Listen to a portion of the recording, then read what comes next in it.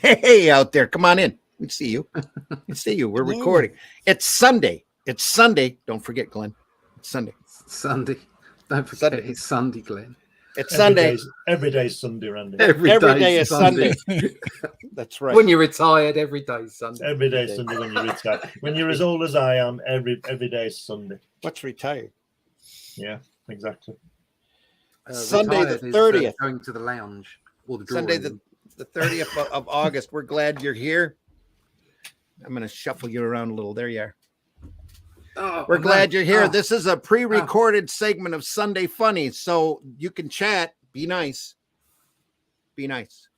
You can chat, but we won't be reading it today. We will see it though, and I'm hoping somebody will be watching the chat as well. So be on your best behavior, please. That's when all the stuff comes out. Please don't. Just by saying that, everybody's going. What can I get away with? There's nobody here to supervise. No. Yep. There will be somebody there to supervise. Here we go, folks. Here's the opening. Nope, that's the promo. Here we go. Here's the opening.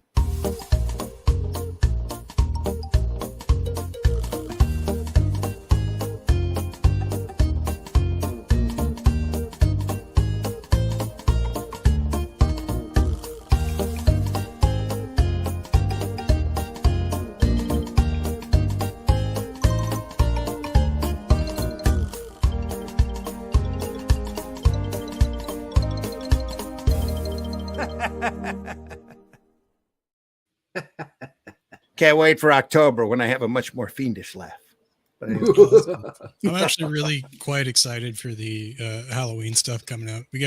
I love zombies. Absolutely love zombies and horror and all that stuff. And I'm super excited to see what comes off the rack. Or for zombies comics, love you? Yeah, exactly. Yeah. For Comics by Night, I've got all of the EC volumes, so we'll be drooling over all of that in black and white. It'll be great. Unless Can't we're wait doing tough for the 5th week. Let's hope not. The last page, just come on. I wanted to devote August next month, especially on Comics by Night, to pulp hero characters because I've got enough stuff. We've got that Tarzan book to look at, and the Spider book. We can always come back to tough. We don't have to finish the book. We could always come back to it later if that's what you wanted to do. Yeah, we've got loads of time. We can do what we want, Randy. That's very true. It's very true. We've got loads of time. We just can't do what Glenn wants. Thank you notes. And I was just running a bit behind. Oh, God. Sunday Funnies, folks. Really, the topic I chose was spinner rack madness. So if we get bored, we can always start going through the spinner rack back here and pulling out comics. Just pull one out, Randy. What's that one there? What's that one there that says what? What's that one? One out. The one above Bomber. That is a great underground comic, a very early independent comic done by Ditko. Oh yeah, let's do that one. Good Lord. Ditko's H series. Wow. You can see the wonderful sticker here. Yeah. Because they didn't price it right when they printed it. So they put that was 50 cents, but now it was a 75 center. So when hold that cover up for us. Hold it up. Look at that. I do have Ditko's H series. I do have a nitpicky thing to mention though. Like we're talking about a spinner rack, and I'm just disappointed that it never spins. It turns. I know it does. It squeaks. There you go. Yeah, that's what you want to hear. You want to hear that's the exactly squeak. what you want to hear. That's that wonderful spinner rack squeak. There we go. Squeak. Scott Rosema used to say that's how his mom figured out where he was whenever they went to the grocery store when she heard that squeak. Everything is right in the world now. Yeah, this is a bunch of Ditko goodness. Oh, and now it's on the floor. Excuse me for a second. Talk amongst yourselves for a moment. Bottoms up. So we're now on the ASMR channel with the squeak. Oh, jeez. Come on. I just changed that around. How come that? Anyway, I swear I did. He's had it for 50 years and he just destroyed it live on air. Blown up. Just knocked its value down 2 or 3 grades. Is all. Oh, Few terrible. more $2,000, points off of the $3,000. CBC. They're expensive, Or those things. CBC. Yep, 75 cents. No, Anyway. the spinner racks. Oh, those spinner racks? Yeah. Just, oh. Well, I got mine from another retailer who set up at one of the shows I was doing, and he called me up and says, "Hey, I've got a spinner rack," and he got to do you before I said yes. I said, "I don't care how much you charge me, I'm going to buy it." So this is Ditko back as he was doing Mr. X, thus the black and white. And when's it from? Solid. There is black, the only black or white. There is no gray. 1975. Right. 1975 for Ditko.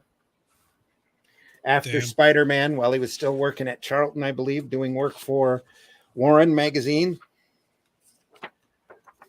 Revenge. We should probably almost set up a comics by night type thing for this. Yeah. We should go through it as a comics by night, but yeah. It's just solid, really tight Ditko. Unleashed, doing what he loves, all of the oddball stuff. Wow. Between Hawk and Dove and Speedball.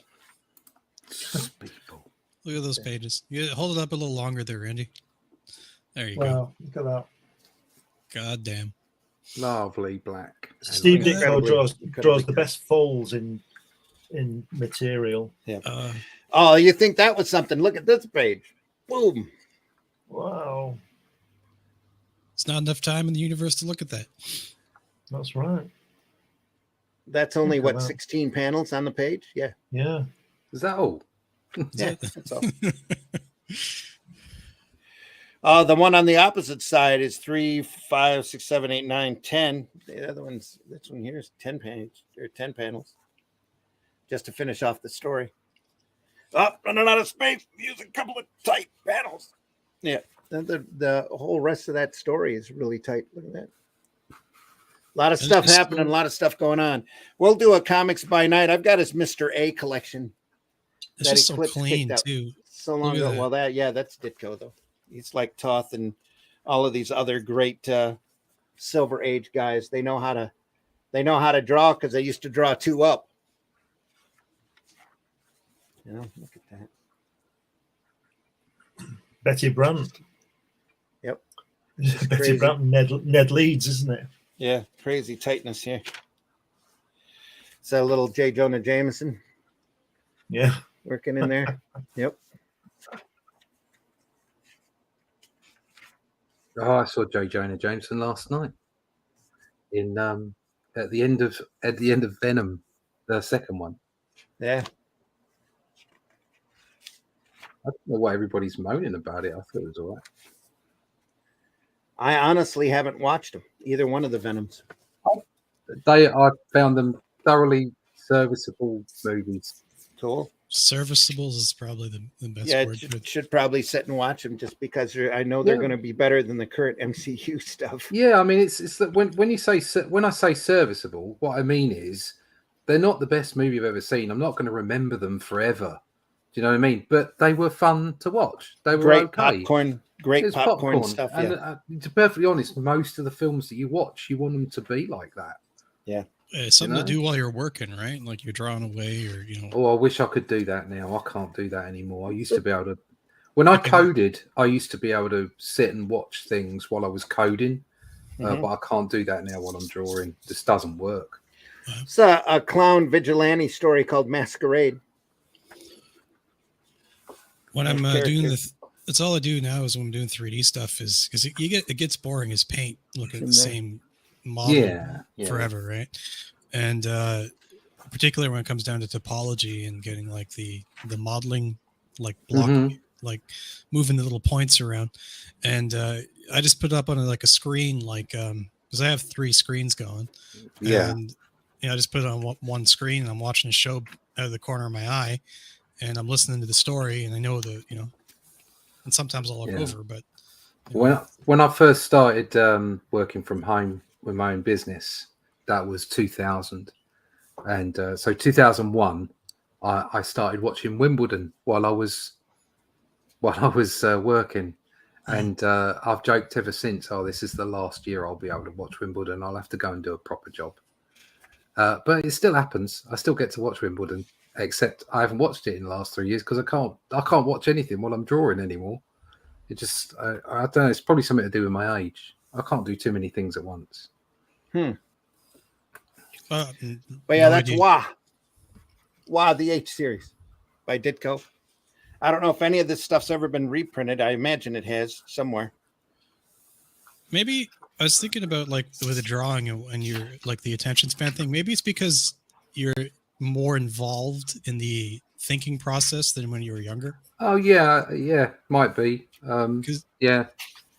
Because I'm like completely fluid with my 3D programs. I don't have to think about it. I can just do it, right? So there's no thought process and necessarily involved. I think it depends what you're doing. So, for instance, if I'm like for the last week and a half, 2 weeks, I've been doing thumbnails. So I've been laying out pages, which means that you're directly involved with the script. As in, you're reading the script again while you're, because you should already have gone through the script once or twice anyway. You're already reading the script again. You're reading the script again, so you can definitively put things in the right places on the page and tell the story. And I can't listen to anything other than maybe some music in the background when I'm doing that. I can't do it otherwise. But then if you're sitting there and you've penciled something, and all you're doing is filling in detail over the top. You can maybe listen to some stuff. I can listen to some YouTube and listen to some science stuff or some news stuff. But then if you've got to a point where you're doing flats, so you're just putting in flat color, I can sit and watch stuff while I'm doing that because it's so simple to do. It's like coloring in effectively. So yeah, it does depend. It is dependent. I think on it's when you get the more. It's when you get the more repetitive thing. When I'm doing pages for Comics Unlimited, doing the designing of those. Yeah, I can split my computer screen and have that page on the left and a film or DeGrasse Tyson, whatever he's called, talking or whoever, and I can listen to it and watch it while I'm doing that because that's more of a mechanical kind of attitude you need than drawing and being creative, so to speak. Not that you're not being creative doing the others, but do you understand what I mean? Yeah, no, it's a different thing. Yeah, I when I'm drawing, I'm standing at my drawing board. I don't want to be glancing sideways to watch a film, so I'll put music on, or listen to one of these podcasts where you don't have to, where you can't be engaged, and you can concentrate. Yeah, I have to say, while I'm planning out pages from a script, I can't listen to anything. Yeah, you've got to concentrate fully. I can't take, because then I just drift away and stop focusing on what I'm doing. So I can't listen to anything. Just a little bit of music in the background's okay. Otherwise, nothing. But yeah, once you start doing like what I'm doing now, I've broken the strip down, and all I'm doing is just putting in some anatomy and bits and pieces, so I can talk while I'm doing that. But when I get to start rendering it up, I probably wouldn't want to be talking while I'm rendering. Yeah, two things at once. When I used to be an ink demon, used to do a lot of inking. I would rent books on cassette from the library. Yeah. And I listened to all of the classics. Oh, audiobooks are great. That's just great to do. Yeah, I had a little stereo that ran on cassettes, and used to, they would all be in like a book form with 12 or so cassettes per book in there. Listen to all the like Frankenstein, Dracula, Dune, all of that. Listen to Foundation trilogy. It was all audiobooks. Now I throw on there's so much Howard stuff available on audiobooks on YouTube. I throw that in when I'm not when I'm doing something that I have to concentrate on. Either that or my Spotify playlist. So Glenn, do you do that with your books? Do you do any audio stuff or no? I don't know. I don't do any audio. I'd like to do, but I don't think I could sit. I don't think I could do it myself.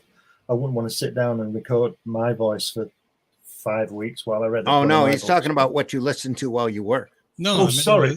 No, I meant his novels. I meant his novels. Yeah. Your novels. I have thought about it, and I would like to do it. But I'm always amazed that these authors can read their own books. I just find it incredible. But again, they probably get a big check waved in front of them. I'd do it then. Yeah. It's amazing. All depends upon their voice, Yeah. Well, of course, yeah. That's why I was getting Helen to do my voiceovers, or you, Randy, because you've got a great voice, and she's got a great voice. And well, it's true. And I keep saying to her, "You're gonna have to read one of these, do an audio book on one of my books." And she says, "Oh, don't think so." They're very popular these days. Given a lot of thought to doing the Shadow Kingdom as a voiceover. That'd be fun. I think there's a couple of them on YouTube already, but I think we should, especially once the book's done. Once our book is done, and you can pop up visuals as well. Yeah, I think that'd be a great idea. That would be killer.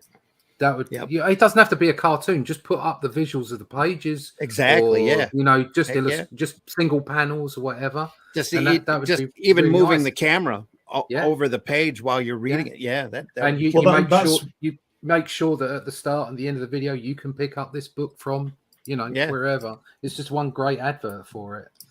Yeah, on the side way. Sorry, Whiskey, go ahead. And all the people to get the audiobook out there. You got Luke has the mastering equipment, all that stuff. Randy's got the voice. You got the you both got the art. It's not like you can't do it. You have everything in place to do it. Yeah. Had a local broadcaster here for a while that would do radio dramas. We'd pull up public domain scripts, and I'd go in with a group of 3 or 4 other people, and we'd record a radio drama, and then he'd go and put the sound effects in the opening and closing on it. Turned out pretty well. That's cool. Yeah, it was fun. That's one of the reasons, or the main reason, when I do my science fiction novels, I illustrate them because I can't. I suppose I could. It's that money thing again. I can't commit myself to drawing an 84-page graphic novel. So I would rather do the prose and then just do spot illustrations, and then that's what I do. And I enjoy doing both, obviously. And I think that's a good thing. And I'm just saying that because of what you just said about bringing visuals up on an audio, and all that kind of thing. I think I'm going to continue doing that, writing the novel and doing spot illustrations.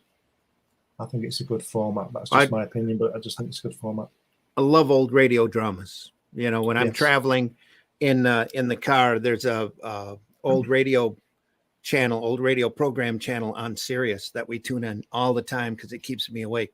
I just love sitting there listening to like suspense and The Shadow and that kind of stuff. Just great material done by great writers too. I've got a load of discs of The Shadow and all that from the 30s, all that stuff. Radio X, I think it's called, or something, and all that kind of science fiction kind of stuff. That was X-1. X-1, that's the one. Yeah. And these DVDs I've got, these CDs I've got, I've even got the adverts on between. Now a word from our sponsor. Exactly. And then they do a little song about toothpaste and all this kind of stuff. And a lot of the time that's the best part of the story. Some of the stories are quite dire, but the silly jingles that they used back then. Hey folks, interesting. In my 20s, actually, you want clean teeth? That kind of stuff. In my 20s, I actually almost got a job doing just that, doing like announcer stuff. I sent a voice sample in. Hang on one sec. I could see Whiskey doing like an NPR program, and now here's the startling rhythm of Barry Manilow. That kind of stuff. Coming up next, we have Phil Collins. Please don't. My alarm just went off then. I was surprised actually because from my perspective, I don't really know if I was just okay, sure, but I didn't. They wanted me to move for the job, and I'm like, no. Wow. Yeah. The first thing I'd have asked is, what's it pay? Yeah. So it might have actually been worth the move. Maybe not in radio, but you never know. But they like that internship that I had offered at Marvel. It just no. Yeah. I used to do a lot of music too, like cool. Stage stuff. Play a lot of music. frontman. Mm-hmm. That's cool. Well, it's taken me 53 years so far not to learn to play on my guitar. 53 years of not playing it? No, 50 years. Well, yeah, 50 years of mind the big gaps in between. One of these days you'll wake up and know. Yeah. Just know how to play it.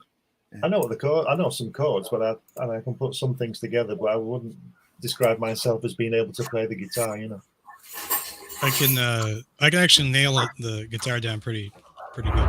But I am not as good as well. I don't know, maybe different. I play differently than Luke, right? But Luke, if you've ever heard his stuff from Fun My Comics, his old stuff when he wasn't when he was feeling better or before the phenomenal. Well, he still has trouble with his left hand movement. That's all, so.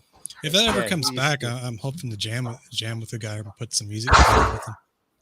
I'm crap at playing a guitar. Yeah, I got 2 guitars over there. I'm crap at both of them. I just it's something that I've always wanted to learn because it just astonishes me to sit there and watch somebody like Prince or Jimi Hendrix play, especially Hendrix playing. Well, that's never going to happen. Behind all I'm going to get is this. He was a crazy talent. But even David Gilmour, I mean, it's just amazing stuff. You sit there and I'm going to try a banjo. Banjo's cool. Because it's only got 4 strings. But I understand banjo is a lot harder to play than guitar. If it's just got 4 strings, it's got to be easiher. I got big fat horrible fingers. It's not the strings. It's just the theory. Once you know how to play it, it does. There's no difference. When the Beatles got together early on, John Lennon's mum taught him banjo, and being only 16, 17 and not probably paying attention, when he met Paul McCartney used to say then John had a guitar then, and Paul McCartney said to him, "What chord is that?" And he was playing banjo chords on a guitar. Right. And Paul had to show him the guitar chords. But some of the sounds he got from the banjo chord, I don't know what the banjo chords are, I don't know the difference, but he kept playing these chords. Like I guess there's a C on a banjo. Well, it's not the same as on a guitar. And he would play a banjo C, and Paul said, What are you playing? Play a C. He said, "This is a C." It just goes to show you how talented some people are. That's right. Just go from one musical instrument to another. Yeah. My wife's like that. I am not like that. Once you understand the music theory behind it, all the strings are basically numbered, and you can just count up from the once you know what the key of, or the key of each string, or the what it is. It makes sense to you if you know music, right? It's like a piano. I think you have to be musical. I do. I think it's much like art. I know there's been a big kick against this in recent years. I don't believe everybody can be the same at drawing. Not everybody can be the same at playing a musical instrument. Not everybody can be the same at kicking a football. Okay. Some people just have a bit more of that bit in them. It's called talent. It's brain chemistry. Yeah, talent and skill. I think everybody has it. I think everybody can do some to a level, but to a level. And it's like saying, "Oh, everyone can draw." It's like, yeah, everyone can draw. My dad used to be able to draw Huckleberry Hound, but that was the only thing he could draw. He couldn't do anything else. Okay, no matter how hard he tried. And yes, I understand that. A lot of drawing, is about exercising it and having the right guidance. But some people are just going to be better at it than others. Well, right. See, I always say how many. There's this 10,000 hours, and I think this is a myth. I think it's a myth because how many hours did Stevie Wonder put in when he was 11 and he was? Yeah, I think you're always going to get extremes. It's called talent. Yeah. You're always going to get extremes, and the 10,000 hours takes someone from being average to being expert, say. Okay, I'm not saying it doesn't make you better and ready for the big time, but it is no substitute for the initial talent. And you're absolutely right. It's like my wife is great with musical instruments. Okay, she just picks anything. She went to a piano and she was with the kids a while back and started playing. I said, "Oh, I didn't know you learned piano as well." She said, "I didn't." It was just an ability because she understood, like Whiskey's saying, she understood the notes. It made sense in her mind. It's like you said, she's musical. Yeah, she's musical, exactly. And it's much like that with drawing art as well, or art or drawing, whatever. Okay, it's like certain things make sense in your mind. Certain people are scientists. They won't be able to draw, you know, or they might be able to draw and be a scientist, you know, but they won't be able to kick a football. It's like that's the whole point. We're all different. So the left brain, right brain, and how the electrons fire between the two. It doesn't mean you should say people who are not naturally bent towards something shouldn't do it. Nobody's saying that. Just saying that it is okay to say there's an objective excellence.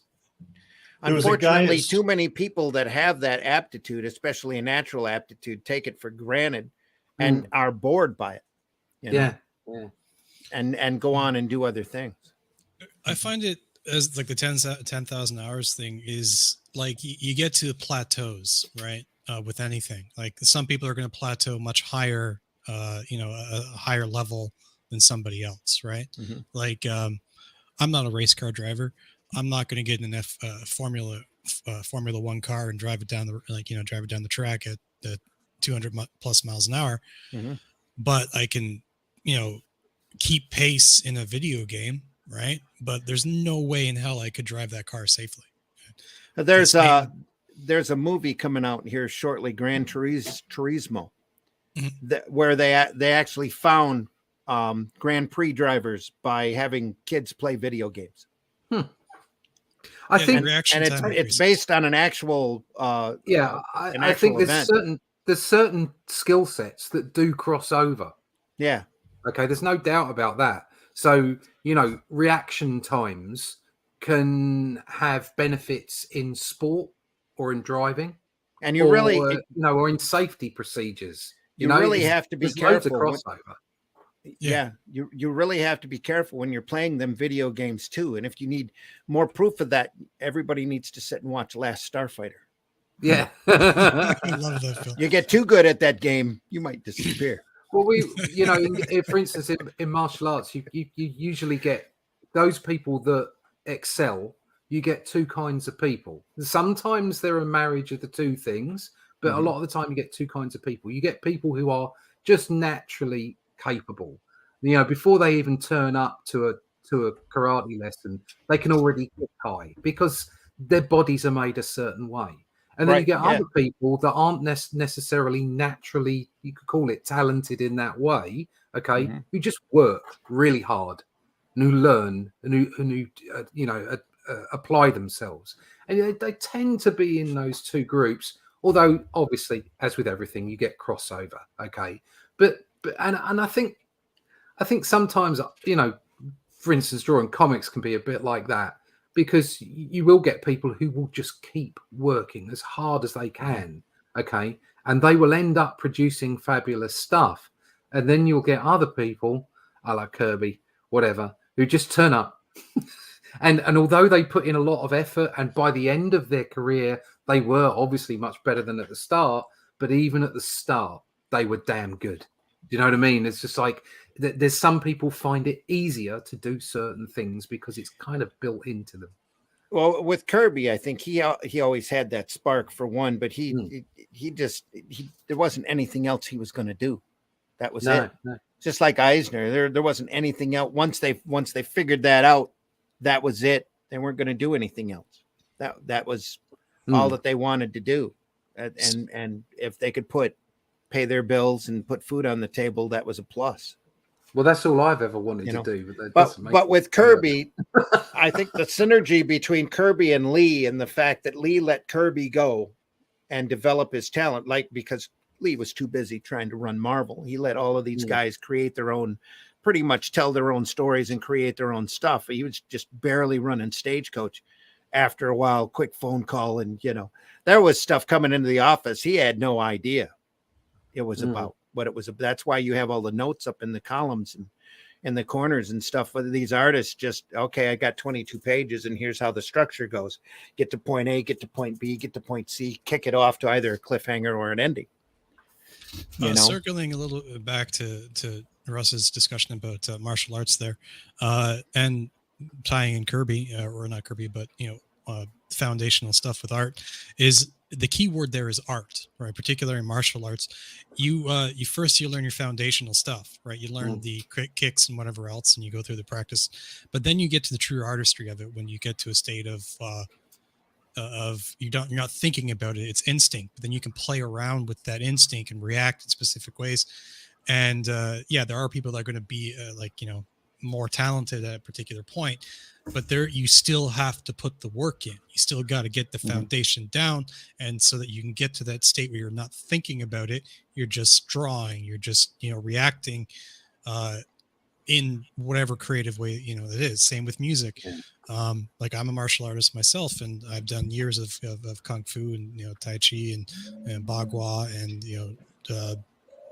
you name it, right? Bagua? Bagua, it's Chinese wrestling. Okay. That Fagua was a food. No, Bagua. No, that's fragua. Flagua. What? Go ahead. Sorry. It's okay. But it's the same. It's what you were saying. It's just like you get to that state where true creativity can happen when you're not really thinking about it. You just you have the foundation. You've learned the skill set. You're drawing. You're playing music, whatever. The 10,000 hours, you might not, that's where that is, right? Like that's the 10,000 hours. Yeah, there's a certain plateau where you're never going to get past for some people. They just can't do it. They don't have the skill. Maybe they can't kick high enough, whatever. But the master of that art, whatever the form is, puts the 10,000 hours into mastering it, something that, that he's good at. It's then you become water. Specific. Exactly, just like Bruce Lee. Yep. You got to remember, you're talking about masters. You talk about martial arts. You get to an age. It doesn't matter how high you kicked when you were 25. You ain't kicking that high at 55. Do you know what I mean? But the whole point is that the ways round, and you should be fluid with technique. Be water. I suppose it's the same with drawing. You start, although you should be able to hit heights, but at the same time, your hands start to go and your eyes start to go as you get older. So you're going to shift the momentum of how you draw and how you present stories. Well, if we go back to music, like with like Les Claypool, for example, right? If you're familiar with him, when he got really, really, really old, he couldn't move his fingers, so he had to relearn how to play the guitar the older that he got, right? And but even though he couldn't really move his fingers very well, he played like 1,000 times better than me. And I'm a really, really good guitarist. I don't mean to toot my own horn. I'm actually really quite fantastic at it. It was my first career as playing music. Oh, wow. My first solid, career. Just look up Roy Clark on YouTube and see how you fare. Look up Roy Clark on YouTube and see how you stack up. Roy Clark? Yeah. Do you know who Roy Clark is? Not off the top of my head, no. I'll have to check it out. What are you playing? Everything with a string on it. Yeah, how long ago? Okay, I know. Yeah, I got it. I know the guy now. I had to look at him. I'm not great with names. Okay. Yeah, I know who it is. I was going to say I'd be surprised if you didn't know who he was. So, nothing like a good old Rocky Mountain breakdown. I was going to pull up a YouTube, but don't do it. I'm pretty sure I get struck for that. Yeah, but I could. I actually, it's like, 7:40 a.m. Sunday. And it's actually 9. It's actually 9:40. Yeah, 9's. I don't want to wake up my fiance. But I could pick up a guitar and just give it a whirl anytime. Strum it out. Yeah. Yeah. How about that Tarzan cover? Joe Kubert. Yeah. Wow. One of the greats. We need to do more of him. Joe Kubert. We need more Joe Kubert in our lives. I love that. The whole Return of Tarzan book that he did. Joe Kubert influencing Gil Kane there. Yeah. The Pit of Doom. How great is that? Some fantastic Tarzan stuff during that run. The Pit of Doom. And if the guy was behind on his deadline, they just took an old Hogarth or Foster comic strip and pasted it together into comic pages and ran with that. So just great stuff. Got to do a Tarzan sometime.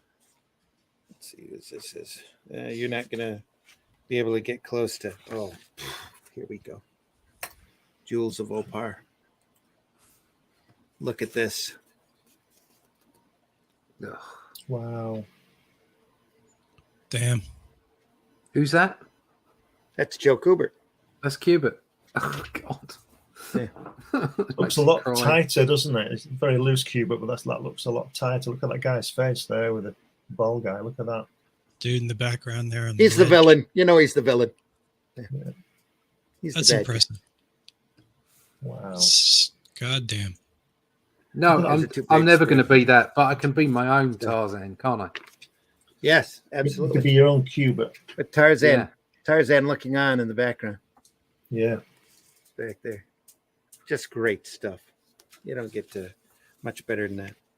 I never work out why they always want to kill these gorgeous girls. It's all They for they always want to dismember them. I can't work that one a out. little bit of negative space working there. Boom. Drop an anchor at the same time. Yeah. It wouldn't be much fun. If it was a big fat bloke, you wouldn't be really inclined to save them, would you? Yeah. That's very true. Damsel in distress ever since since Always film. works. Yeah. Look at that. Look at that panel right there. Right there. What a great panel. I've got his text book that he did for what is it, Bernelli?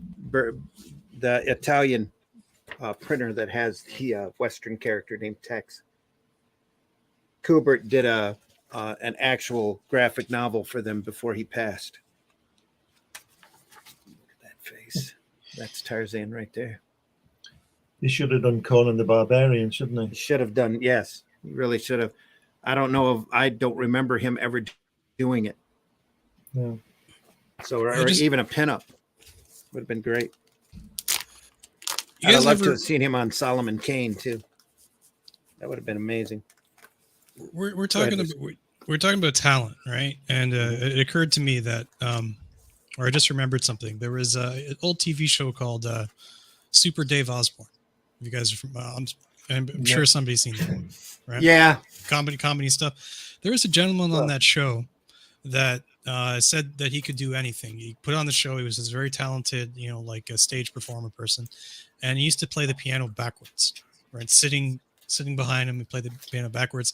And he just he wrote a book or something about being able to do anything, right? If you put your mind to it. Right. And it's a weird concept because he could literally do anything. And he says, okay, no, they probably pre-recorded it or recorded it and did some practice runs through it. But he says to the guy, okay, can you do this? And he does this task and balances something and plays the piano backwards and then plays it forwards. And then he plays the piano backwards and he's like, can you play the piano backwards while balancing this on your chin? He's like, yeah, I can do that. And he balances this on the chin.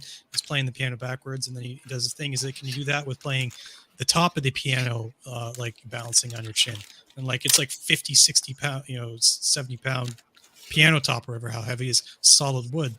And he's just doing it, right? And that's just a circus act, isn't it? Who wants to do that? Who wants to sit there all day with the piano on their head? That's just a circus. That's just a circus act. But the point being is he's doing it doesn't mean everyone can do it. True. That's his skill.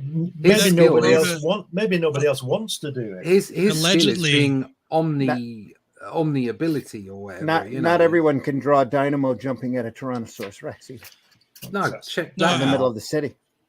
Could he have done that? I don't know, but he did publish a book saying that you can do anything. So it's. Right.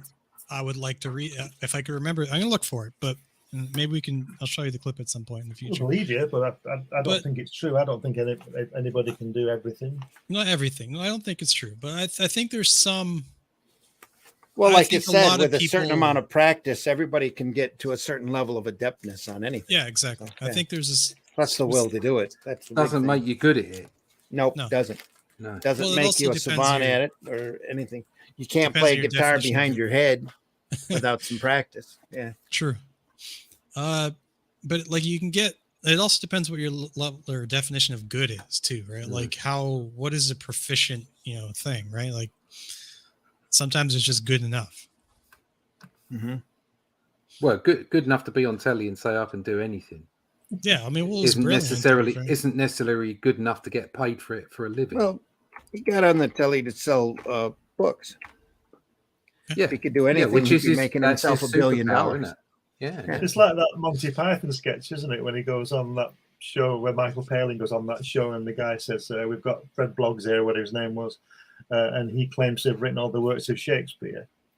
You've seen that one, haven't you? And he says, Mr. Smith, you wrote the works of Shakespeare. And Michael Palin says, yeah, I wrote all his plays and sonnets, and my wife and I wrote all the songs and all the stuff. And he says, how old are you, Mr. Smith? And he says, I'm 42 years old. He says, well, you do know that these things were written 500 years ago. He said, well, that's where my argument falls down. He said, well, thanks for coming on. He says, thanks for having me. And he goes off. It's just it's crazy. The Earth is flat, right? Does the plane around? I don't think everybody can do everything. I really don't. No, not everything. I see no evidence of it and anything, And that's for standing on a stage with a piano on your head or whatever he was doing. Well, why would you want to do that anyway? Sell books. There is a term called Renaissance man, if you're familiar with it. There's a whole movie about the Renaissance man. Now, there are people that can be talented in multiple different disciplines, and simply because they put the effort into it. Well, yeah, go on. Yeah, I'm constantly reminded of the scene at the start of Buckaroo Banzai where they're operating on a guy's brain with Buckaroo standing there with a brain surgeon, but Buckaroo's a Renaissance man. And he's there giving this guy instructions on how to perform this operation. And he goes, don't touch that. You don't know where it goes.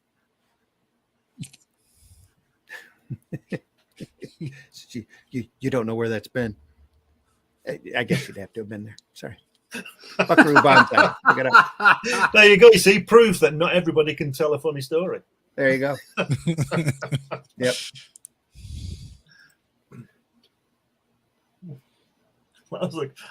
That was a showstopper, wasn't it?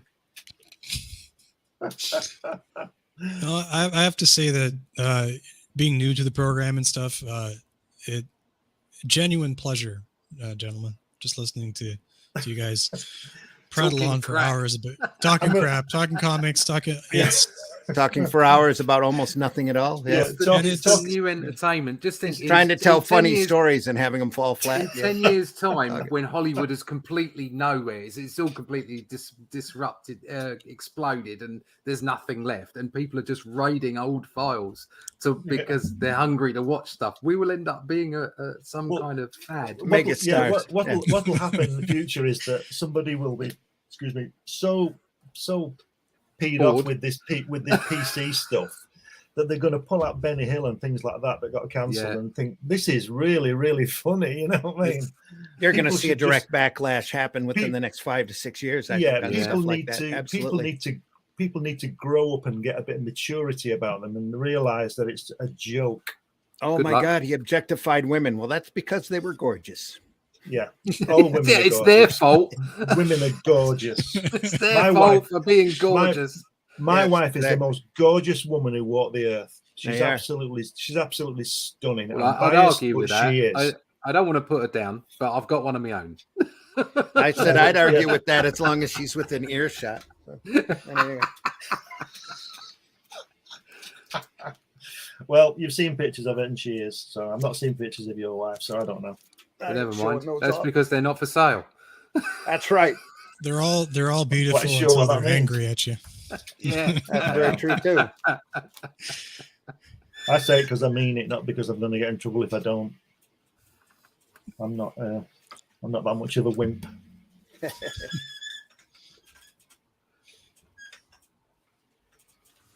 Another showstopper. Don't let those. Don't let the dead air occur. Oh, that's cool. Oh, Those good. comments. Old Same Copy with Wiz comics here, folks. Yeah. When's that from, Randy? Is that the 60s, 50s? Yeah, old enough for the folks that see this online yell at me for not putting it in plastic. Yeah, it's all beat up. Oh, look at that! Oh, look at that. Captain How Marvel long and is the it Lieutenant, supposed to the be? 3 Lieutenant Marvels. 3 They- Lieutenant Marvels. Yeah, they figured out that anybody who was named Billy Batson, if they said the right word, they could turn into Captain Marvel too. So they found 3 other Billy Batsons throughout the United States. They all yelled Shazam, and they all got Captain Marvel powers. Well, that's What a stupid story. Yeah. That's Fawcett, though. This is back there in a whole different But- time. Who cares if it's a stupid story? It's a comic book. They wanted to do it and they did it, and it's great. Well, quite frankly, it's a comic that was selling millions of copies at that point. So Yeah. they're trying to come up with any kind of thing to Make more millions. make more millions. CC Beck drawing detailed city backgrounds. I love that. I just Absolutely love it. Look at A that. whiz. Boom. I bet it took him longer to draw those buildings than it did Captain Marvel fly along. Might have. Yeah. Yeah. there's I just saw a animation of Aquaman, and it was similar setup to that one panel that where he's flying. He's not flying, but he's on the water, and he's just all you see is the plume of water behind him and his face, right, and his shoulders, and that's all you see. And it's just I put it up or took a clip of it and I put it on Twitter, and I'm like, comics, and it's just the most ridiculous looking thing. But it's so good. It's so good. They have a great one. There's a guy out there, at least I assume it's a guy who does a lot of Justice League, Justice Society 1-page jokes where pardon me just for a second here. Just exploding. Sorry, it's the dust from the book. Anyway, sawdust, who knows? But yeah, they have a scene where I don't mean to be focusing on me here. They have a scene where all of the Justice Leaguers are flying off, and Aquaman tries to fly and falls on the ground. And they stop. What the hell do you think you were doing? It's I thought we were underwater. And they all just end up pointing fingers at him and laughing.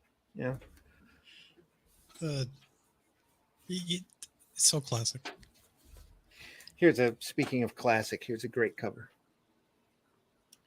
Marvel Family, number 18. Look at that. Oh, look at that. Wow. You need anything more than that.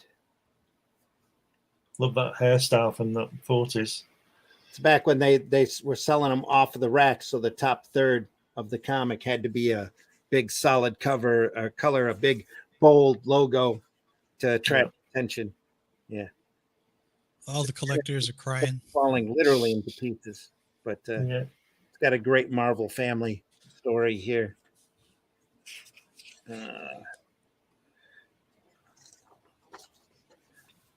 Squatters from outer space. Yeah. Squatters from Scumbags. space. Using that evil stereotype of the backwoods hillbilly. Yeehaw. Is that Pretty where much. Squatter came from? No, that's actually I more don't of a really know. Depression era thing where people needed a place to sleep, so they squatted. I Captain was Marvel wondering- Jr. Oh, Wondering about the etymology of the word. very, very early Kurt Schaffenberger, I think. Ow. Got to meet him at a show. I think I've got his autograph. What a guy. What a career. What a guy. What a guy. What a guy. What a guy. What's that doping Dan you've got on there, Randy? Oh, that guy just passed not too long ago. I got a couple of them. Dope and Dan. Oh, it looks like is it Beetle Bailey? Lights Kind of on, never artwork. head, dipshit. Yeah, Well, that's it the is goal. pretty close to only a little bit more dope. 'Cause Randy, have you got any sad sack stuff? he's Dope and Dan. Yeah, I've got a sad sack. I think here on the rack somewhere. Not seen that for about 300 years. Oh, It's okay if you can't find it. I got a lot of stuff here. Commanding number 1 there. Look at that. That Action Comics isn't from 1939, is it? Action 1, just sitting there on the rack. Yeah. That's not an actual Fantastic one. Four reprint, annual right? one. No, it's a reprint. Oh, thank God. Then Benedict, I put it up there to see if anybody would notice. It's a Mighty Marvel Action with a John Severin cover. That's great stuff. Hot stuff, coverless. I picked that up at a show just recently. Lois Lane. I remember seeing that one. There's a lot of Kurt Schaffenberger and a little bit of Bob Oskner in there. We talked about this recently with the other day. Go ahead. I interrupted you, but my apologies. But we talked about a similar thing like that late. I actually took a screenshot of it because a very similar layout of that particular thing was in a book for drawing I got called Frame Perspective. Mm-hmm. And that was they had like the grid layout of like a person laying down to help you understand the perspective of people at different angles and things. And when your first time he showed that one comic with Superman laid out on his back, I took a screenshot of that one as a reference image. I could be like, okay, I get it, understand when you can use it, and as my studies of 2D art continue, I guess. Yeah, it's fantastic. The thought process that goes into to doing that is, it's pretty intense stuff. Yeah.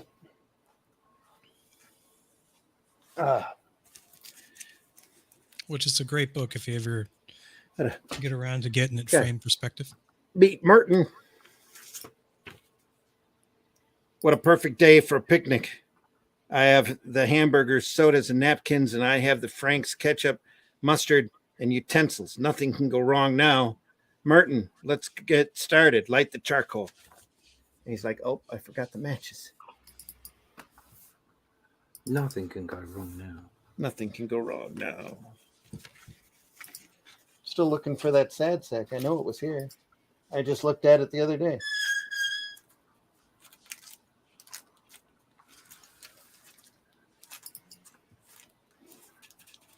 Oh, well, it's a coverless one. It was pretty thick.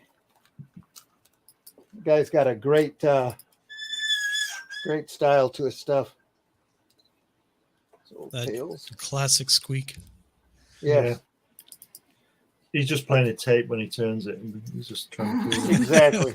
It's all digital. It's a sample. It's got a little sample board and pressing the button. Yeah, it's AI. I have a whole set of magazines. Marvel superhero magazines. Wow. Never knew this existed. I think Jason Moore gave me a set or ran across it at a show and I had to buy it. You should see the lineup in this book. They used to sell this for 96 pages for $2.95. You started out with a John Byrne Fantastic Four story.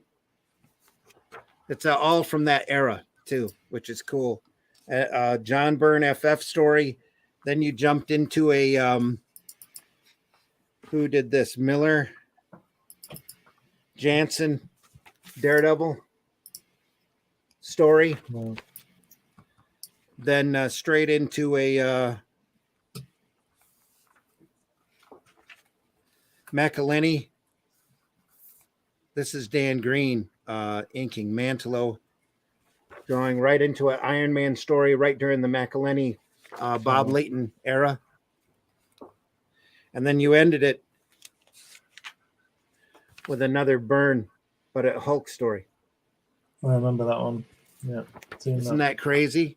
And they were selling these in reprints, in large 96 page. They did it for about a year or so and then stopped making them. They did one with Spider-Man too, with the And the 100 pages of Spider-Man was all different ages. There was a Ditko story, a Romita story, a Andrew story, and a more modern story in it. I think crazy good stuff. I think we talked about this before or covered this a little bit, but I remember a conversation where someone was talking about Vampirella stories and they not being able to put or something out because of censorship or it's not appropriate for audiences.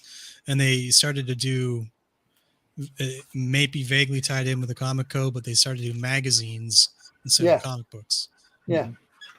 So I'm not 100% familiar with why or when and how that started, but 53, what's his name? Bill Gaines started doing that in order to get past the code. It was a beat up old. I bought this because it was beat up and I didn't have one. An old issue of Captain Midnight. Captain Midnight. Wow. Captain Midnight. Exactly. Lizard people. That too. Here's an old issue of Sugar and Spike.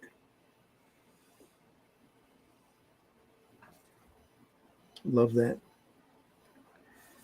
Careful how you walk around this goofy house, doll boy. It's got the wettest front yard I ever saw. On a ship. Look at that leg getting on that deck. Yeah. Just great stuff. Can never go wrong with a Sugar and Spike. There's some hot stuff. Old 100 pagers. Squeak. Oh, you got nice on there. I do. Did you? What did you think of the story? I read it. And? I read it. Okay. Just no comment. You don't want to. It took about 3 times for me to get through it. Really? Wasn't a big fan. I wrote him a note that said, you know, I've been in this business for a long time and I'm not going to tell you what to do because everybody else right now is telling you what to do, but I'll tell you this, you should pick up the Eisner sequential art, comics and sequential art book because it'll help you. Even if you think it won't, you'll pull stuff from it. But he's the cool thing about Eric July is that he's learning. Yeah. And I love that. I absolutely love it. He knows he's not going to be able to write everything. So if he's going to write, he goes after a writer, you know, and he picks up Chuck Dixon. He's not going to be able to draw, or he couldn't draw anything in the first place, but he goes out and he finds really good talent. There's I wish he'd have put, and because you always put you should always try to put your best foot forward. I wish he'd have put the story in front of more people that had read comics in order for them to go through and go, it's his first writing effort, but he's written a lot of music and that. So he's got a basic idea of how beginning, middle, and ending are supposed to go. And this is just a collection of incidences. Right. And okay. I'm sitting there reading it and I'm like, well, that's really nice, but you've got 100 pages and you really didn't go very far. Right. There was some action, but there wasn't a lot of action. And you could have just, you know, maybe you should have stopped and told the entire story through flashbacks. No, just kidding. But there was a lot of it was a good, solid book, but it's not a book that you want to start your company off of. It's not a good foundation book.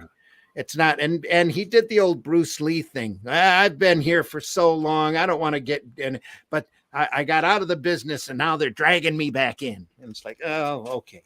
You know, that's all right. But it's a little tropey to me.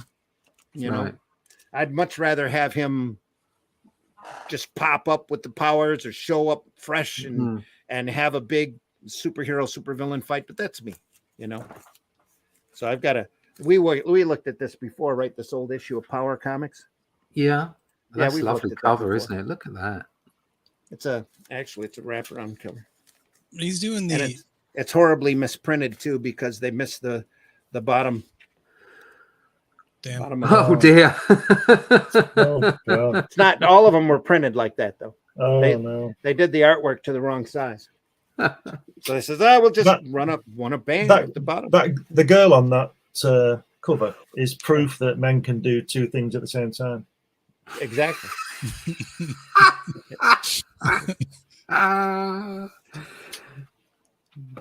Doobity. This has got that great 70s underground alternative comics feel to it, with a lot of zip screens and that kind of stuff. Just classic material. It's a bit like Alex Raymond, isn't it? That line. Randy, you gotta pause the books for a second so the camera has time to focus. Sorry, I didn't mean to flash by there. I'll pop it open again. I have to make sure, because this is in that underground era when nipplies were very acceptable. Boobies. Talk about the silver streak gone. I just posted, here. Yeah. Exactly. Wow. I just posted a meme on Facebook that's got this cat with his mouth wide open and his eyes really big. It says me at 15 looking at boobs. And then the page underneath's got the exact same cat with a pair of glasses, horn rimmed glasses on. It says me at 50 looking at boobs. Never gets old. Look at that. How mod is that? Look at that lettering. A certain knowledge of the wizardry arts. Not so much a knowledge of the boobies though. No. There's some weird boobies in there. Is there some weird? There's a pair hanging right there. They look more like somebody stuffed some oranges down their shirt. They probably did. Maybe she did. Maybe. Believe me, I've seen a lot worse. Yeah. The way he's doing the letters and the spell and stuff like that, it's actually something I had planned for my book. I'm just doing it in a slightly different way, right? There you go. It's, how about this? Sword and Sorcery magazine. Oh, there you go. Sword of Sorcery. Number 1. Look at how beat up that is. How well loved that is. I don't know who was posting on Facebook, because I didn't look. All I saw was the images and reposted it. But somebody was posting up some Howard the Duck pages. Jean-Pierre Livre from Marvel Comics Horror. Howard the Duck. That's Howard Chaykin. Before he decided to do his own crazy style. Look at that fantastic drawing of that rifle on the. Is it a photo? Is it a photograph? It's a photograph. Yeah, it's a photograph. It's photographed there. Yeah. Yep. But that's inked by the wonderful Krusty Bunkers. Krusty Bunkers. Who was the artist on that one? Howard Chaykin. Howard. Yeah. American flag. That's probably a property you're not familiar with. No. But can you read it? Nope. No, it's okay. I can look it up later. Howard Chaykin did a best series. Yeah. I think this is all we're going to get. Chaykin's big entrance into the wonderful field of art is that he adapted A New Hope for Marvel, Star Wars. And it was in this really blocky, bizarro looking style that I hated when it first came out, but you just love it now. I got another underground book from him that was a space opera kind of thing called Cody Starbuck. That is really bizarre, really crazy. Here's Magic Man. Magic Man meets Merlin. As you do. Forbidden Worlds. Just cuts him in half. Yeah. And it looks like Merlin is actually solid all the way through. Yeah, he is. Yeah. It's like a lightsaber. It just instantly cauterizes the wound. It looks like he's pissed off in one side and then like surprised in the other side. Yeah. Well, one side's left brain, the other side's right brain. Exactly. I've heard that's a myth, the whole left brain, right? Because allegedly you use the whole brain. You don't use your brain. It's all electrical charges. You don't use your brain anyway. It's just a big antenna. Yeah. Look at that Tarzan cover. Damn. Those hands. That's a Tarzan cover. Love them skulls. Look at that. Just great. Who drew that? Is that Kubert? Yeah, it's Joe Kubert again. Yeah. Absolutely. Did this too. Oh, God. It's a big Look fella. at the angst. Yeah. The cool thing about this story, I thought it was weird when it was first out until I figured out what it was. This is actually, like I said earlier, whenever the Tarzan folks ran behind, they'd have Joe come in and do a couple of pages. Look at that alligator. They'd have Joe come in and do an opening framing sequence. God, Wow. look at that. Damn. Tarzan, there is- Land of the Giants, was it? Land of the Giants. Yep. And then they would switch to Byrne, Hogarth, or Hal Foster strips that they just pasted in together into comic pages. Wow. Look at that. Look at that guy. He's got a dueling scar too, doesn't he? Look at that. And he's short. Yeah. Is he a midget? He's a midget. In the land of the giants. Is he vertically challenged? But look at the art. Look at the art quality on that. Just amazing stuff. Just incredible, isn't it? That's Byrne. You can tell by the Beautiful foliage. stuff. Byrne Hogarth there. Well, whoops. They got to do a little fill in here. So Kubert quickly draws a face in, looking sideways. Yeah. They were able to paste it all together except for a corner or two. Here you go. Yeah, okay. No, I like their use of the word giants here because they're just slightly larger things. You know, they're not. It's just great. You know, they're not like gigantic, world-crushing 80-foot tall monsters. They're giants. That's 2 panels of Kubert, 1 panel of Byrne right there. Byrne Hogarth, that is. Pretty sure maybe Hogarth drew the one, but this one, the one here in the middle, the reaction shot, that's definitely Kubert. What a great mismatch. I got to look at this closer again. This is all just great stuff. Damn. Look at that panel down here in the corner. That's great cinematic, almost just phenomenal. Great look to it. Love this stuff. Every page. And you can see why they reprinted it. It's like we can reprint this. I'd love to see the originals on that. They were incredibly large Sunday pages. I'm gonna say I bet I get the impression they were big pages. Look at that. It's beautiful, isn't it? Right there. Just amazing. It's a bit Steranko, that one. Yeah. It does. I'm sure Stranko pulled a lot of influence from that. He likes to do a lot of the angle, doesn't he, where they're leaning into each other when they're fighting. It's always that static, you know. Look at that. King Kong on an airplane. Want to fight it out.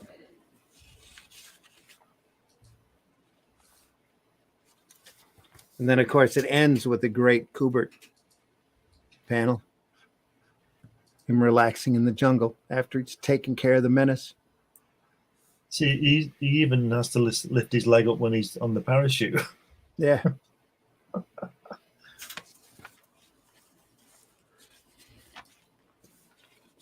Yep.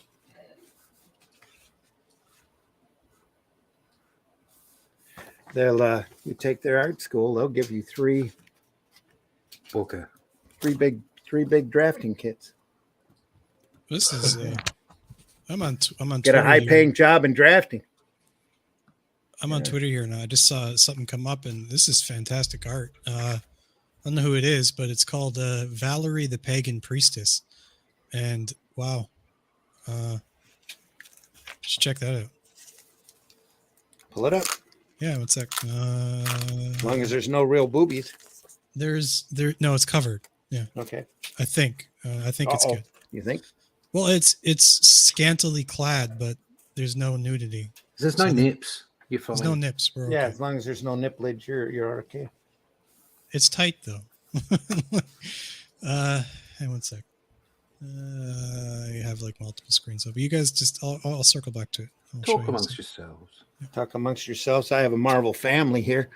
I ended up getting a bunch of these comics from this person who's apparently decided that they had to sew the spines in order to keep all the pages there, so it's all cross stitched.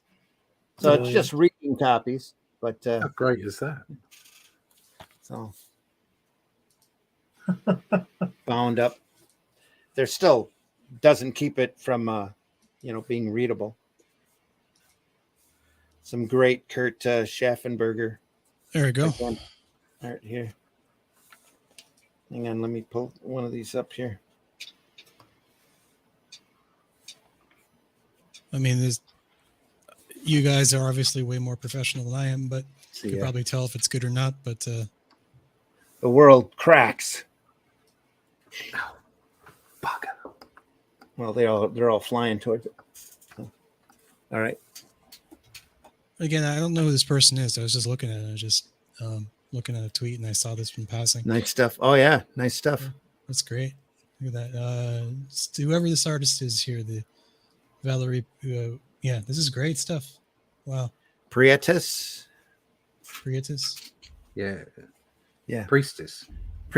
Yeah. Valeria Priestess. Good work. Nice combination. I love the colors on that. It's really good. Well, whoever you are, you just got some free advertisement there. Muscle definition. I guess that's their thing. You can find them on the bottom left. Valeria, the pagan priestess. Yeah. I could be a little picky about the muscles, but that's just me being anatomically picky. I think that I like the whole face though. It looks nice. Yeah, it's got a style to it. Yeah, it does. I like that face a lot. The big exactly. Brown eyes, smirk to it. Yeah. No AI there, obviously. That's just talent. Yeah. Good stuff. Sometimes you get something, Twitter is a wonderful and horrible place. Can be. I'm going to follow this person. Nice. And mainly it's a cesspool of hate, though. Yeah. It's not even Twitter anymore. It's X. Oh, they have a bunch of social media and stuff. Wow. Yeah. Just looking for more stuff to show off. Magazine. We looked at that.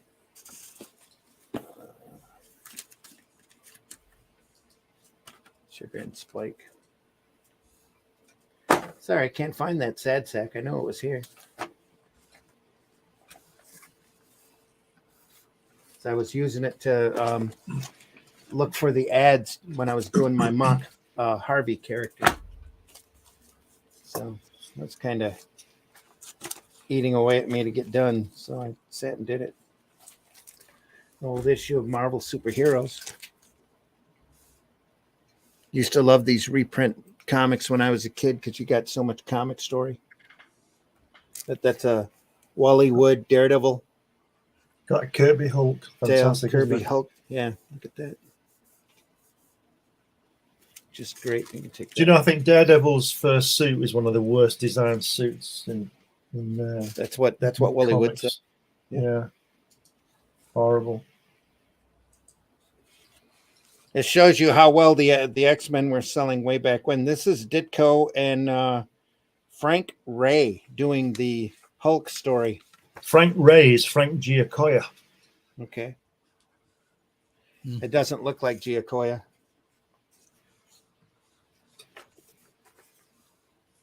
And it doesn't quite look like Ditko either. Some of the positioning.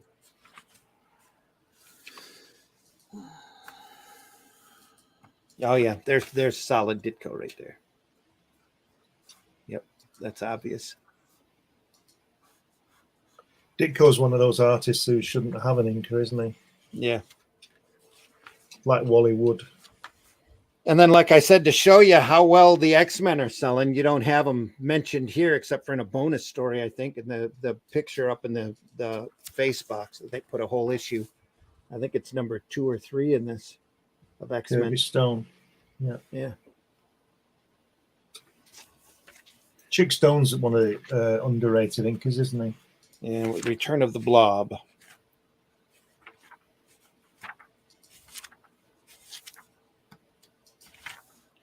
And then that's followed up by the Kirby or by Wood. Yeah, that's fantastic. Yeah. Fellowship of Fear. You know, he got tired of drawing that outfit.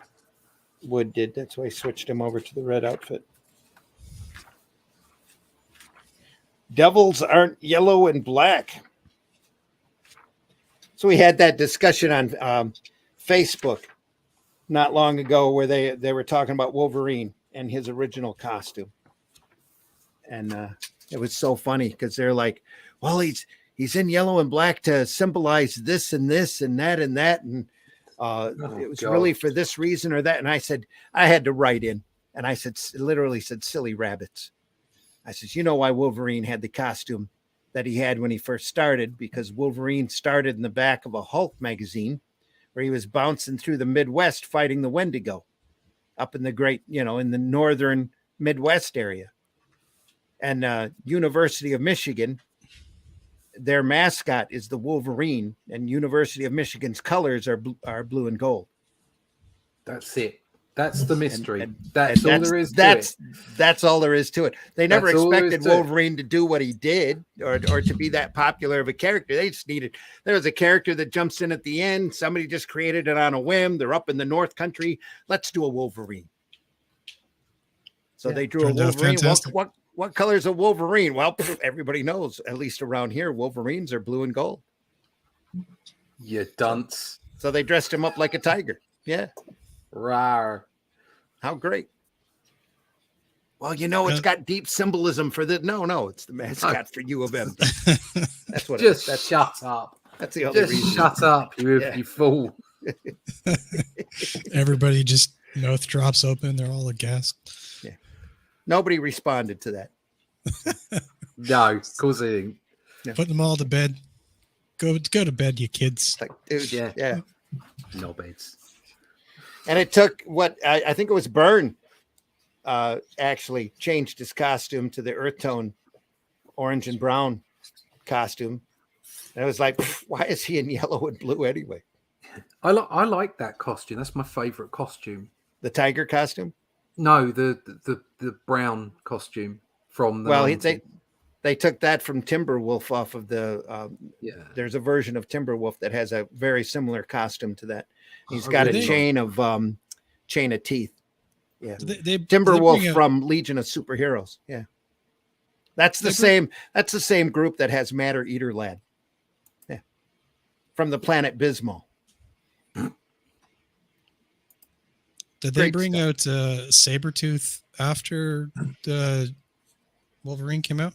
Oh, yeah. It was based off of the... He wasn't even related to start with. They just said, oh, yeah, they're brothers. Yeah, let's just make a character that's a bit like Wolverine, but evil. That was all. That's the concept. That's pretty. Yeah. There's a lot of that kind of thought pattern that goes into these funny books, folks. Just, what are we going to do? We're up north. What's he going to get attacked by? Let's make a Wolverine. Okay. Which is why it's, I think, it's the whole concept of canon is a thorny idea. My personal view is that eventually a lot of these characters just get old as far as the reading is concerned. Mm-hmm. But the whole point was that they were pulp. You got them once a week or once a month, and that's what made them fantastic. Yeah. And the way they expand the storytelling now so they can put it into trade paperbacks is boring and crap. Okay, I'd rather just have a graphic novel that had a whole story in it rather than you laying it out in all these floppies so that you can compile it later. I don't want that.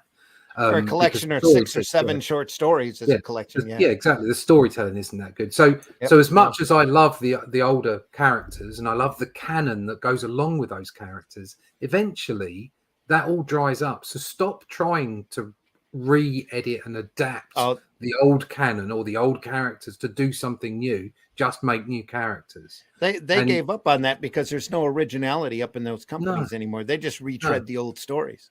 Yeah, exactly. Well, that's what they've done with Doctor Who, isn't it? Yeah, what it does is it ruins the older stuff. Mm-hmm. Okay, so you have to force yourself to say, okay, well, for instance, Star Wars. Okay, you have to say, well, the last 3 films just don't exist as far as I'm concerned. They don't exist.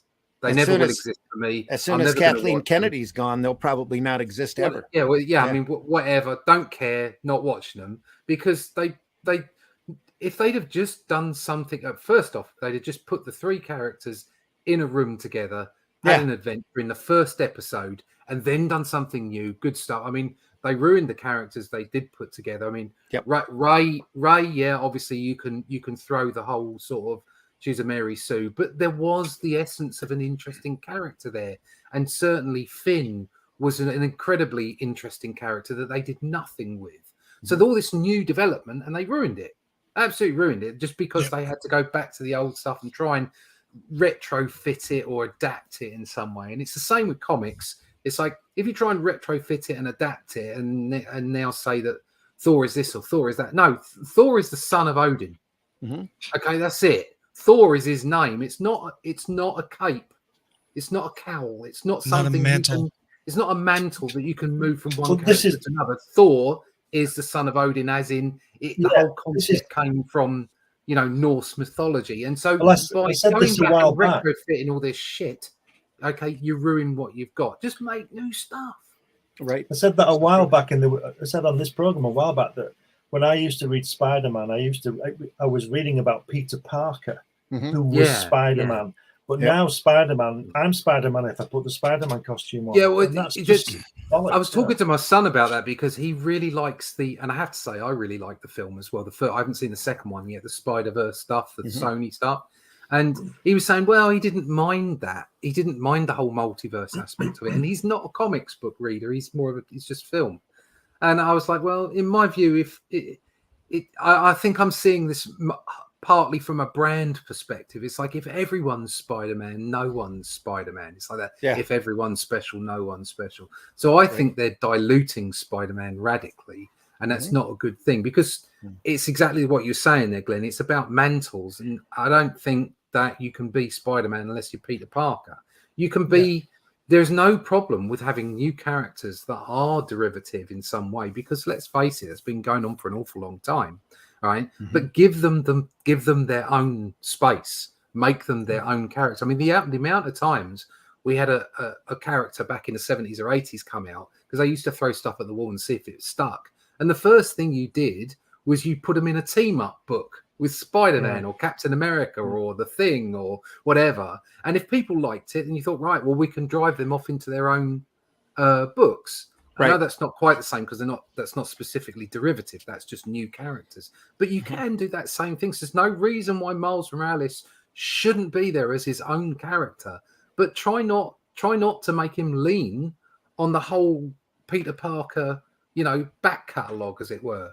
Make them two completely separate things. And there's nothing wrong with that. But if everybody just puts on the mask and suddenly there's like millions of Spider-Man, it's like, I just can't. But the caterings for the modern thing, aren't they? Like the change in gender and race and all that kind of thing. I don't think they are catering. That's the point. I don't think they're doing it because as with all large corporates, they're just doing it because they think it's a trend or they think it's this or they think it's that. They're not truly representative. Yeah. When did Superior Spider-Man come out? Yeah. About 5-6 years ago. That's when if I'm not mistaken, because I did actually like the Superior Spider-Man story. Shoot me if you want to, but that's when the Spider-Verse stuff started, right? If I'm not mistaken, they got into the storyline of the Infinite Web. And I think they blended them together because they wanted to bring the Miles Morales into. The whole point was that Miles Morales was in the Ultimates. Okay, and if they'd have kept the Ultimate Universe just as the Ultimate Universe. And they could have turned that into the movies, which they did sort of, but really keep it ultimate, okay? And then not say that the Ultimates are the same as 616. That's where the problem is, that they tried to drive everything in to one thing, and that mirrors itself in the way that larger corporates at the moment are providing comics as well. Stop trying to make every story through the lens of a superhero, because if you've got a superhero sitting down eating lunch, it's boring. Okay, I don't care what the superhero's feelings are at that moment in time. Yes, I might want to know after the battle and what makes them go for the battle and what makes them want to help people. Okay, I understand that. That's a good thing. Emotions are good, but not to the point where they're eating sushi for half the book and talking about how they feel. I don't want to see that. I want to see a superhero comic. Yeah. Isn't there a Hawkeye book like that where he's just hanging out in his apartment? Yeah, exactly. If you want to do that, make that book, because it's completely valid to make those books. Just don't funnel everything through a superhero book. It's a lack of imagination and a lack of courage that has created that environment. I blame Brian Bendis for the whole thing. Well, we all know they're watering down the Spider-Man brand because the Ditko estate is threatening to sue over Peter Parker. There's so many more aspects to this. It's not just about representation. It's not just about diversity. It's not just about canon. It's not just about what's been before. So much of it is to do with, basically evil corporations and how much money they can take off you. Well, I think there's folks up there now that are intentionally screwing around with the icons just to do it, just to demean them and belittle them. To be fair, they were so looked upon by so many people for so long and idolized, made role models, literally, that some people just can't stand that. And if they get an opportunity to wreck it, to knock over the sandcastle like a bully, that's what they're going to do. To be fair, I don't think that the Spider-Verse stuff was originally intended to be modern progressive politics. It started out where it started out in the superior, whether you like it or not, it doesn't matter. It started out in the Superior Spider-Man series where the crossover into the Spider-Verse, and I think that's it's been a while since I read the book, but I have the whole series somewhere. And it started out there, and that was just before the progressive politics really started to kick off. I mean, the whole multiverse thing has been knocking around for an awful long time. It's got nothing to do with diversity and inclusion and all the rest of it. Yeah, it literally started with Kang. Yeah, it's been a device to create separate characters. A device to create stories and to create characters for quite a long time now. So, really, the Flash of Two Worlds it's where all that stuff started. Well, they originally started. I mean, back in the day when when the original Batman and everybody was, basically they died, and you went into Earth 1 and Earth 2 and all the rest of it in the DC history. I mean, this has got a long history to it. And other thing, specifically with Spider-Man, you had Madam Web in the 90s. TV cartoon, didn't you, as well? And that was like a hint at Spider-Verse and all that kind of stuff as well. I believe they're bringing her back now. So it's been going on for a while. It's not specifically about those things, but the point is by using those devices literally just to effectively break down intellectual property ownership. And then claim that it's in some way, you're servicing your audience is just, it's not good, is it? Well, that's why they did Connor Clark to water down Superman.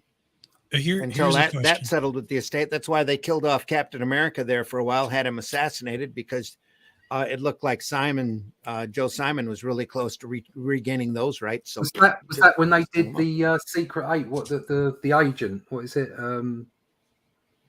What's his name? Government agent or whatever it is. U.S. agent. U.S. agent. Yeah, with they were trying to skirt trademarks on that too. They had counterparts to all of those characters, just U.S. agent and Armor. War Machine. Yeah, come out of that. There was a Thor equivalent there too. Thunderstrike. This dude dressed up in leathers. Yeah, and then and they tried to make that. Okay, think about it. You had Frog Thor. You had what's his name with the funny face, the horse face. Beta Ray Bill. Yeah, Beta Ray Bill. You had all that going on. Yeah. I was just trying to water down those or milk those icons as much as they possibly could. So wonderful. Well, here too, even back in the old days with we just looked at Captain Marvel. They have 3 Lieutenant Marvels. There's a Mary Marvel. There's a Captain Marvel Jr. There's even an Uncle Marvel. And there was a Hoppy the Marvel Bunny, as far as that goes. Most of it can be taken back to money at the end of the day. Yeah, just capitalize on it as much as possible. Yeah. But if there wasn't a Mary Marvel, there'd have never been a Supergirl. Oh, there you go. There you are.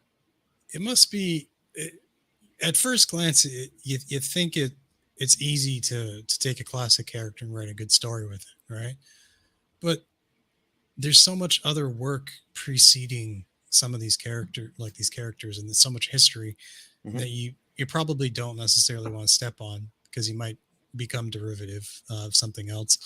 No, they don't care anymore. In fact, they get their inspiration by going back and reading those old stories and copying the plot points and bringing them up to real life and just having them sit around and put a couple more scenes in there where they're eating pizza. It's all good. It's all modern.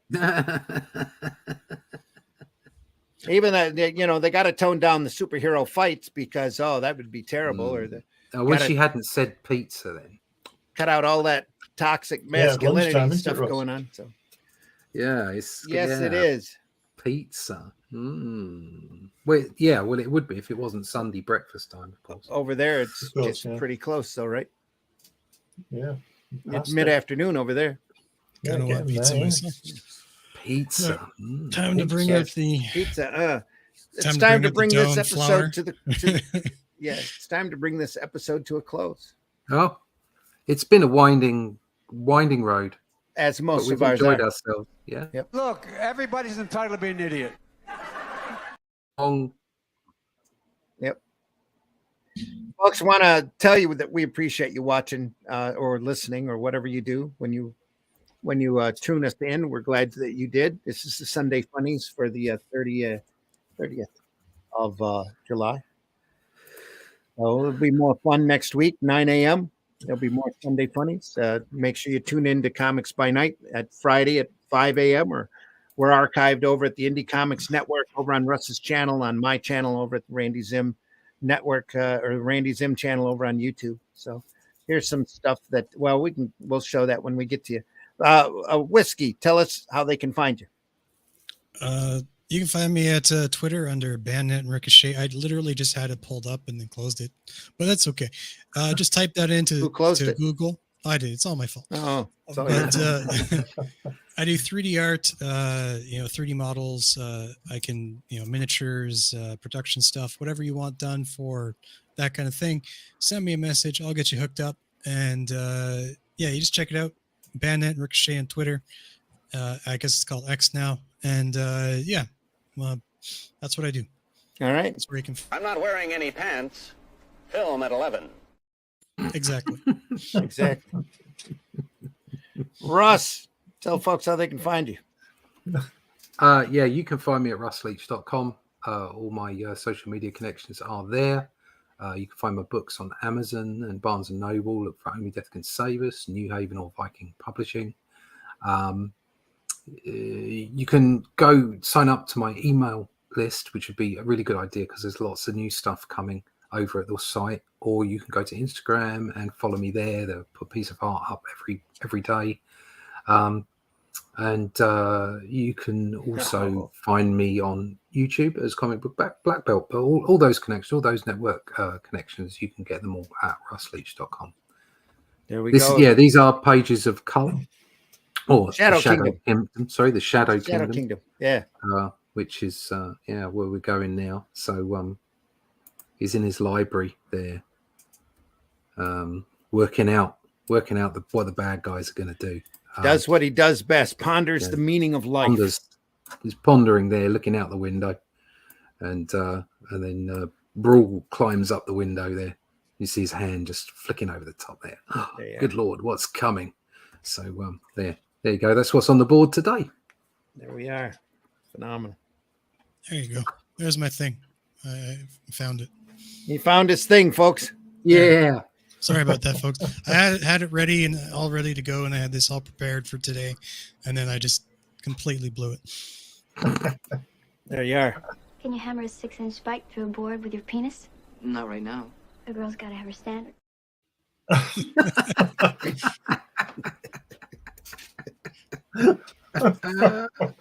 Girls got to have her standards. Girls got to have her standards, mate. Yeah.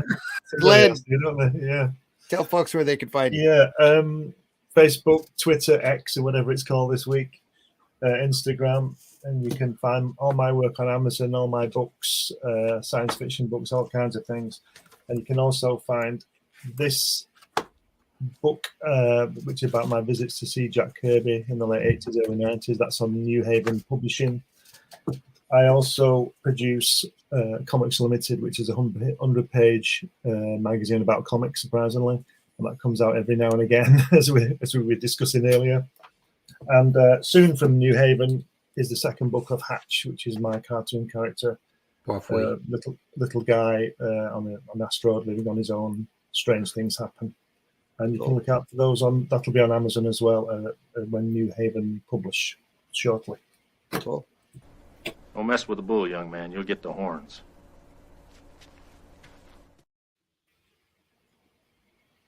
Folks, I've been your host, Randy Zimmerman. You can find me over at arrowcomics.store. You can find some work there like Paragon. It's a superhero story that I did, kind of Superman, but with a great twist ending to it.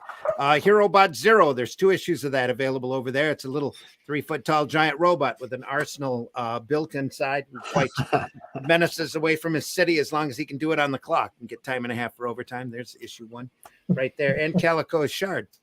It's a high fantasy book with a lot of weird characters in it, doing a lot of weird things with great artwork by Michael Lanning. You want to go over there and take a look at that.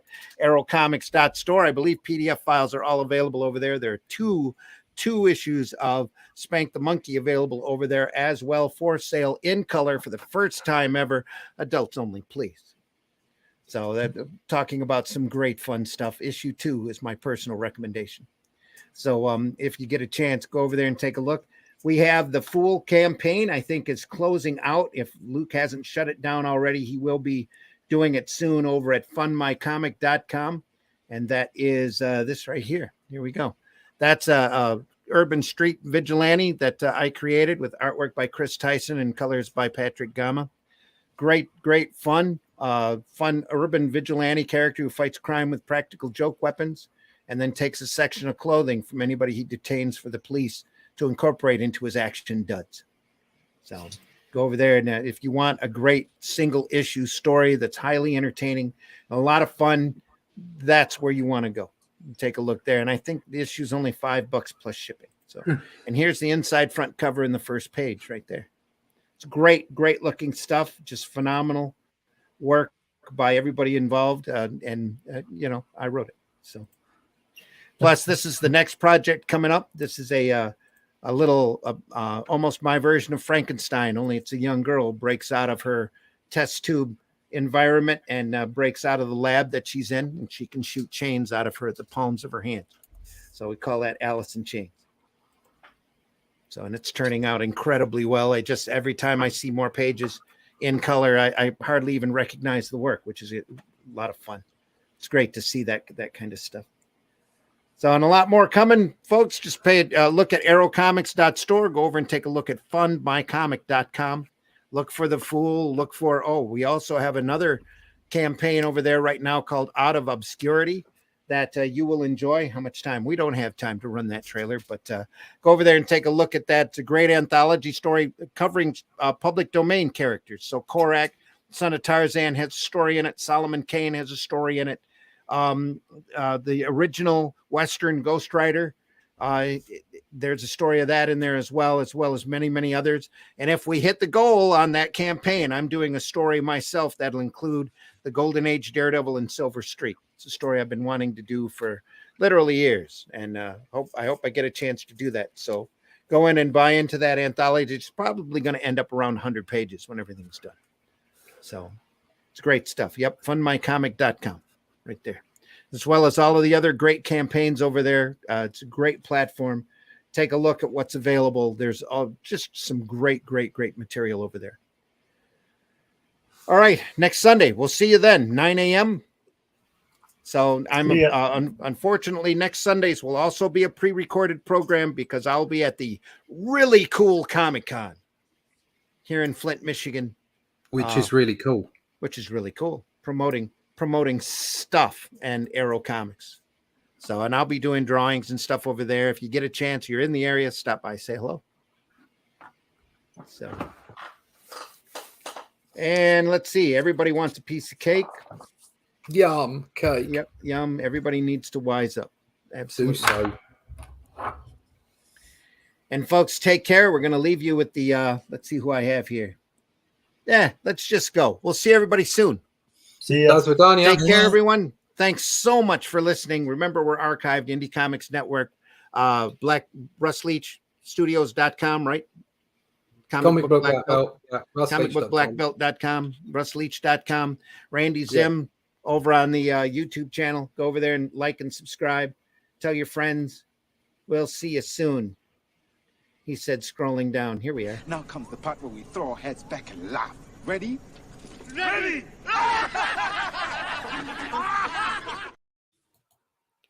The views and opinions expressed within the video content found on the Indie Comics Network are those of the speakers and do not necessarily reflect the views or positions of the Indie Comics Network or its sponsors.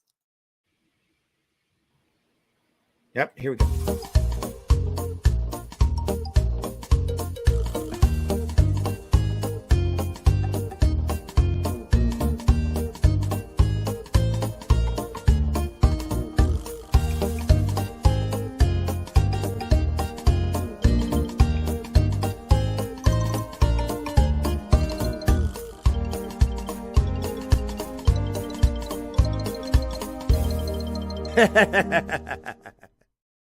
The cops are doing their job as long as they don't be mean to people who are actually being innocent. Then I'm all gravy, baby. Do you draw the Flintstones naked?